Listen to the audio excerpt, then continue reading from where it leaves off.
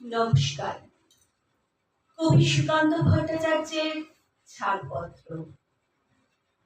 যে শিশু ভূমিষ্ঠ হলো আজ রাতে, তার মুখে খবর পেলুম সে পেয়েছে ছাড়পত্র এক। নতুন বিশ্বের দ্বারে তাই ব্যক্ত করে অধিকার। জন্মমাত্র সুতীব্র চিৎকারে, খর্বদেহ নিঃসহায়, তবু তার মুষ্টিবদ্ধ হাত উত্তোলিত উদ্ভাসিত কি এক দুর্বোধ্য প্রতিজ্ঞায়। সে ভাষা বোঝে না কেউ, কেউ হাসে, কেউ করে মৃদু তিরস্কার।